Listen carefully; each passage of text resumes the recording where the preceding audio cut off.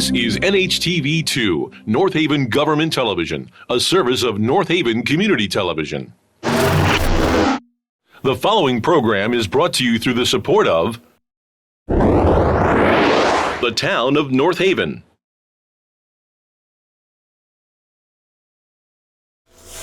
Good evening, and welcome to the January meeting of the Board of Police Commissioners for the town of North Haven. My name is Larry Lazaroff, Chairman of the Board.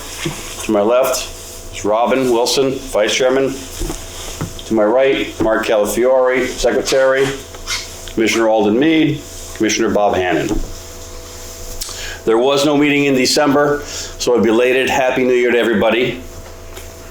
So I'd like to start off by asking for approval of the minutes of the November 17th, 2020 meeting, both regular and executive session. So moved. I'll second that. Sure. Okay. All in favor? Aye. Excellent. Mark Calafiore, do we have any correspondences? Yes, we do, Mr. Chairman. So we got a couple pieces right here. One is from Allison Rivera. She's the president of the St. Martin de Porres Academy. I believe that's in New Haven. But she's thanking Chief Kevin Glenn for his support for the toy drive that occurred during the holiday season. And she's sending out a shout out to specifically Teddy Stockman for his support. I guess he went there, picked up gifts, dropped them off. So she wants to send a thank you to the chief and to Teddy Stockman. Second piece is from a John and Dawn Bruno of Flintlock Road, and there's a letter again to the chief, and they're very thankful and grateful for a job well done. They were the victim of a theft, car thefts, and actually the burglars at the garage. But she's wants to send out a thank you specifically to Officer Brandon Opzinski for his professionalism and his caring. That's the last two pieces I had. I do have one verbal correspondence, if you will. I met a business owner just the other day, and he was a victim of a theft that occurred at his business on State Street. He had some valuables such as sports memorabilia taken from his store. Very sentimental, and he was just very impressed by the officers. Your officers responded, and they did call in detectives, and Detective Lee Capazzo showed up, and he was really impressed by Lee Capazzo, Detective Lee Capazzo, for his thoughtfulness, his thoroughness, professional, and he just kind of imparted on me, several times how impressed he was by his caring and his follow-up. So. Good job, Lee Capazzo, all the other officers that were there, and just to your department in general. Thank you, Chief. Thank you. Excellent. Okay. For Chairman's reports, we have a budget workshop on the 17th of February. The Chief will go into that. There was a Zoom pension meeting, which everything went well. The pension's in good hands. There'll be a more thorough discussion of the pension at the next meeting. The dog, Cyrus, did graduate from the academy with Officer Dahlstrom, and the Chief will tell us about that as well. COVID vaccinations have begun in the department, and we'll be filled in with that as well. We continue to have a problem in town here with unlocked cars, so I remind everybody to please lock your cars, lock your sheds, lock your garages, lock your doors. It's important we put a stop to this, and we have to be proactive with this, so we need your help. There'll be some issues with traffic, which the Chief will talk to us about also, and the CLIA updates. And that's about it for me. We'll just get some information from the Chief, really, to carry on with the rest of the meeting. Thank you.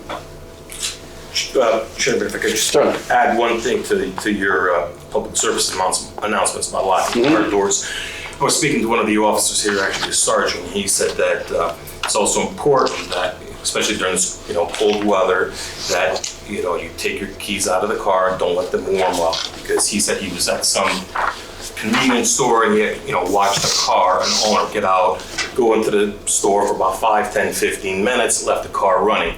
Obviously nothing happened, but it was just kind of a reminder that even though you might be in a store for a couple minutes, take the keys out. I know it's cold. I know you want to keep the car warm, but you're better off being a little bit cold and going inside to a car that you still have instead of it being taken away. So these are crimes of opportunities. Like you said, lock the car doors, but also don't let your cars run to keep them warm, because it takes 3 seconds for someone to jump in and take off. So With today's new cars, though, I mean, at least with mine, I'm sure most of these cars, also newer ones, that, you can actually turn the engine off, obviously, enter the establishment, and then remote start it while you enter the establishment, and everything locks itself up anyway. So just don't leave your fob around. That's the key. now, if you have an old-fashioned car like I do, take the keys out. Take the keys out, Take right. the keys out, lock the doors, go in, do your shopping, come back. Perfect. And if I'm not mistaken, the majority, if not all of the cars that have been stolen were running and/or with keys on.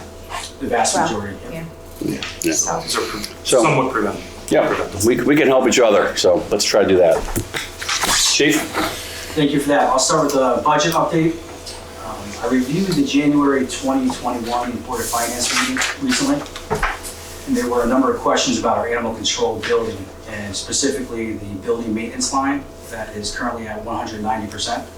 Just jumps off the paper at you. A few of the questions led to a discussion on whether we need a new building for our animal control officers. So I just want to clarify a few things. After this storm, the second storm this summer, there was some damage to the power lines, and to fix that damage, we spent $4,100, which was obviously unexpected for that. A few months later, there was damage to a water lateral. This is the water pipe that goes from the main on Universal Drive to the building, and it cost $3,800 to fix that. So the line is only budgeted at $5,000. So this explains why we're at 190%. So I just want to make clear to the Board of Police Commissioners and anyone else who's watching this meeting, we are not exploring the need for a new building. So Chief, let me ask you a question on that. Are we still letting other communities use our facility? We weren't for a few years, but we recently entered an agreement with Hamden. Right, That agreement is limited to just 1 year while they are building. okay. And then there's revenue coming in from that as well, though? There is, yeah. Okay. I think it's at an increased revenue of quite a bit too from what it previously had been. That's correct. Okay. So that should help offset some of the costs possibly, or? Hopefully, Yeah, good. we hope so. Thank you. And just to cap that, we take a lot of pride in managing our overall budget, every line, every aspect of it. There are certain things that we can't control, we can't predict. We're currently tracking under budget, even with a number of unexpected expenditures. We're just past the midpoint of our fiscal year, and we're at 55.2% expended. This is about 2.5% under where we targeted to be tracking at this point, so we're in good shape. As the chairman stated, the 21-22 budget has been submitted to the finance department, and the budget workshop is scheduled for February 17th, and that's going to be a virtual meeting. It's not going to be in person like in the past. And before I go on to traffic, I'd just like to open it up to the commissioners if there are any questions regarding the current budget that you have a copy of today, I believe, and/or a budget moving forward. I've got none. Good. Do you have any questions? Okay, our traffic report. If you recall, the Department of Transportation is offering to install some centerline rumble strips on eligible roads that are owned and maintained by municipalities. And just a reminder, what they consider to be eligible as a road with volume that exceeds 2,000 cars per day and a speed limit of at least 35 miles per hour. Sergeant DePascal did an evaluation. There's only one road in North Haven owned and maintained by us, and that's Bassett Road. And that request has been submitted to the Department of Transportation to have those installed. It's not going to happen anytime soon. The stage where they are now is collecting that data from each town to determine how many roads they're going to have to deal with before they go out to bid. So that's a long-term project. The second item in a traffic report, I believe you received in your packets, there are some pictures right there. If anybody did have the opportunity to take a look at them, please do so. We received a request for signage on Forestry Hill Road from a resident that had some problems with speeding vehicles that led to an accident in the resident's driveway. Sergeant DePascal completed a report, provided supporting documents. As usual, I think that the report is thorough and well documented. I agree with his recommendations. I'd like to open up to any questions or comments about that and/or a motion. Yeah, I just want to say again that Sergeant DePasquale does a phenomenal job. As you just said, it's a thorough, concise, conclusive, well thought out report. I personally am in agreement with all his decisions and recommendations. Any thoughts from the other commissioners? No, I agree with you. I live right near there, so I'm familiar with the Same. area. Okay, that being said, do I hear a motion to grant these signs? We Sorry. did just, Sure. we did put 2 stop signs there recently, didn't we? We did, Yes. from the side roads coming out onto that road, Okay. there are now stop So signs, this is just a speed limit sign and a a couple of arrow signs. Right. couple, yeah. I'm sorry. It's a terrible curve over there. It is. Do you want me to read all this in Sure. detail? Okay. So I make a motion to install a right curve sign be posted southbound on Cloudland Road just prior to the junction of Horseshoe Hill Road. Install a 2-direction arrow sign to be posted on the south curve of the junction of Cloudland Road and Horseshoe Hill Road to alert southbound vehicles traveling on Cloudland Road that the roadway ends and they must turn left or right at the junction. That an application be filed with the Department of Transportation for approval of a 25-mile-per-hour speed limit on Horseshoe Hill Road, and if approved, 25 miles per hour signs should be posted westbound near Fortune Drive, eastbound at the East Haven Town Line, and southbound on Cloudland Road in the area of the right curb sign. Any questions? Second. Motion. Okay, all in favor? Aye. Aye. Motion granted. Thank you. Moving on to our training report, I'm going to ask Deputy Chief Loftus to walk through where we are with our CLIA accreditation and training updates.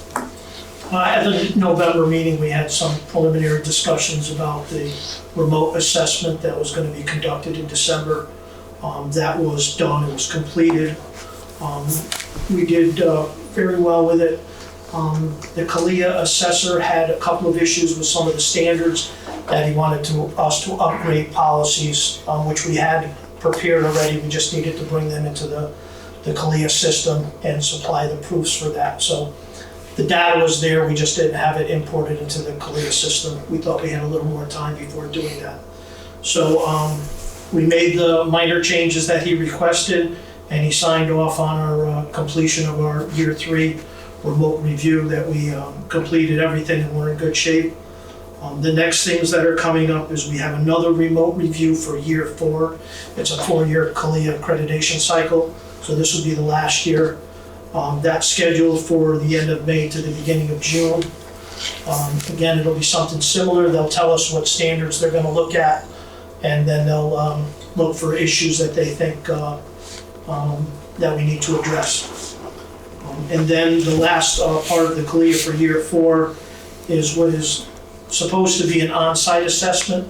As of right now, CALIA has not been doing on-site assessments. They've been doing remote. The final year is when they're supposed to come out and look at everything and make sure we're maintaining the standards that we say. You know, our cell block, our detention areas, our training rooms, our locker room facilities and everything like that. They're supposed to come out and actually physically inspect them because of COVID. Again, they've been doing them remote. So that's gonna bring about, not issues, but some questions for us as far as how they're gonna physically inspect a building that they're not coming to physically inspect. So I know some agencies have done like YouTube videos, like here's our station, here's, you know, everything that you expect us to have addressed. And then either that or they may ask us to go around like a Zoom, walk around with either a computer or a cell phone or something like that. And if they say, okay, show us your detention area, we can go in, show them the detention area, show fire suppression systems and things like that. So that's gonna be up to the air. So I don't know if things are gonna shake out in the next, 4 or 5 months or not, but we have to anticipate that we may have some things that we'll have to work around with IT to be able to get them the information they need. For our communications center, Can I ask a question? Yeah, sure. Excuse me, on CALIA, is that a rolling thing? Like when they finish 4, do they start with 1 again? yes. No. Right. Okay. And I think as I mentioned before, they have semi-annual or tri-annual conferences, CALIA, and every year after these conferences, they'll either tune standards or they'll reissue standards, they'll create new ones, and that's when you're supposed to upgrade to the latest version of CALIA, either write policies if they don't exist or tune up policies if we have them in place. already and then supply, proofs for them. So it's always changing, it's always evolving, So our dispatchers, our communication center, I'll give Captain Remington a lot of credit. He had to jump through a lot of hoops to get our personnel certified in the emergency medical dispatch protocol that we're currently using. That involves when people call in with medical calls, they get asked a series of questions that are scripted. The dispatchers read them out, and that helps them decide which resources get sent to a particular medical call. So the medical emergency gets the appropriate level of emergency medical response. Are we at full staff with dispatchers now? We are. We are, okay. We have one dispatcher that just started within the last couple of weeks, and she's in the training process now. So she's sitting with another dispatcher learning her system. Great. The next thing to go into effect is the emergency fire, the EFD portion. And again, that's another software program. When people call in with fire emergencies, there's questions that are asked. And again, that allows the dispatcher and the fire department to send the appropriate level of equipment to the appropriate fire response. So we did some in-house training with that recently, and our go-live date for that, when it's supposed to be implemented, is coming up this week on Tuesday, I believe, is the go-live. So they'll get some additional training coming up related to that. As the chief mentioned, Officer Dahlstrom graduated last Friday. The deputy chief, the chief and I, as the deputy chief, were able to attend. It was held at the State Police K-9 facility in Meriden. And Cyrus did very well for himself, from what we're told. Good. So he passed his first day back to work after the training program was Monday, and he's on a couple of days off now, and he'll be in his regular patrol rotation assigned to day shift. Excellent. And where's the other dog? What shift is he on? The other dog is with Officer Artais. He is assigned, Taro is assigned to evenings. Evenings, okay. And Deputy, if you could, just to the viewing public, give them a thumbnail sketch about what CALIA is. Some people don't know what that means and how important it is today, especially in the climate that the police officers are facing. If you could just speak on that just for a moment, just the quick overview of what it is, what they do, and how it's beneficial to this department. Yeah, CALIA is a national accreditation organization. They have standards that they write for law enforcement about how you're supposed to do specific things. In order for us to comply, we have to actually have policies in place that say we do what CALIA recommends in certain circumstances. Be it building facilities, be it, how we handle prisoners, be it how we handle, calls for service. And the standards they set forth require proofs. If they say that, if you're dealing with an arrestee, you have to search them, prior to putting them in a police car. The police car has to be searched prior to them being put in the car. You have to provide proofs that you are doing what CALIA says you should do. So there's 147 standards, I believe, for our tier, and each standard has, some standards that will have an A, B, C, D. You will do this, this, this, and this, and then, the process is providing the proofs either through written reports, through videos, through, pictures of the facilities here that we say we do, things a certain way, and here's our proof. So every year you have to provide a proof for each standard that CALIA sets forth. Great, thank you. And CALIA accreditation is part of the Accountability Act, I believe? The Police Accountability Act? It is. The law states that every law enforcement agency in the state will have CALIA accreditation by 2025. All right, and we've been accredited for how many years? We are on year 7. Yeah, so we've been well ahead of the curve, obviously, in this community. And we're in the 4th year of this cycle. Yeah, so congratulations to North Haven. All right, very good, thank you, Deputy, appreciate that, well said. And just to add to that was a great job explaining what it is. Having CALIA and managing it is a big investment, not just financially, but the time, the effort. Deputy Chief managed it for a few years. Lieutenant Thorpe is managing it currently, and Captain Starvides managed it prior to the Deputy Chief. but it's also a big time investment for our officers. You know, there's an increase in the administrative functions of what they do. So a call that may have taken 30 minutes 10 years ago may take 45 minutes now. There's increased forms and accountability and reporting and guidelines. So it is a lot of work, but we think it's worth it. Just to give you guys a little perspective on month-to-month numbers as it relates to crime, I provided a 10-year snapshot of a few categories, which I think is helpful to see that the increase in crime isn't just during COVID times or police accountability times. The last 3 to 5 years, we've seen a steady increase. I like to report month-to-month numbers in certain categories for you each month, just to keep things in perspective. Last month, we had 4 armed robberies compared to 3 the previous month. We had 6 burglaries last month compared to 9 the previous month. So, you know, obviously crime is going to go up and down. It's not going to be a constant up or flat. Last month, we had 8 overdoses compared to 2 overdoses the previous month. Unfortunately, out of those 8 overdoses, 2 were fatal. The other 6, we were able to administer Narcan to the victims, reviving them. We had 34 vehicle burglaries compared to 33 the previous month. We had 13 stolen vehicles compared to 7 the previous month. As you noted earlier, out of the 13 stolen vehicles, at least 11 of them had keys in the vehicle and the doors unlocked. So we could prevent the majority of them. I have a few requests for the Benary Scholarship, one by Officer Sinanis requesting 1 undergraduate class.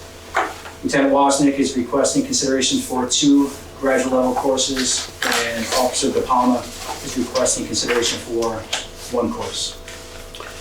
I will make that motion to grant that request. So I'll make the motion that 3 above stated officers receive the scholarship for the Benary Fund, from the Benary Fund. I'll second it, sure. Second. All in favor? Aye. Good. Just on that note, I'm sorry, Go ahead. did we pass or just? No, it's okay. Do we know how much money's left in that fund? I could look Find at out, that. let us know Yeah. next time, because it's been a while since. Yeah, last time it was substantially a good amount of money to cover what people asked for. And these days, you can't really do much fundraising. Right. Yeah, What's the average grant? It's $250 per class. Yeah. It's pretty nominal. Yeah. Okay. Aside from that, all I have is some personnel matters for executive session. Okay. Anything further from anybody? Good. You're good? Okay. Robin, anything? Yep. Okay. With that being said, I have a motion to adjourn to go into executive session for personnel matters. So moved. Second. All in favor? aye. Okay, we are back now out of executive session, back into open session. The time is 6:45. During executive session, we discussed the terms of supernumeraries, and they're 2 years. So we have 4 supernumeraries whose term has expired, will be expiring soon. So we're looking for a motion to have the extension of the supernumeraries. Mr. Chairman, I'd like to make a motion for the renewal of the following supernumerary officers for the supernumerary position for a period of 2 years. That'll be Robert De Palma, Richard Hannon, Vincent Nacarado, and Ted Stockton. Excellent. I'll Any second discussion? that, Sure. Okay. We'll second it? Okay, There's no all in favor? discussion, Sure. Aye. Aye. Aye. Any further business? With that, we will adjourn. Motion to adjourn? Motion to adjourn. So moved. Don't move. Second. Aye. Adjourn. The preceding program is brought to you in part through a grant from the town of North Haven.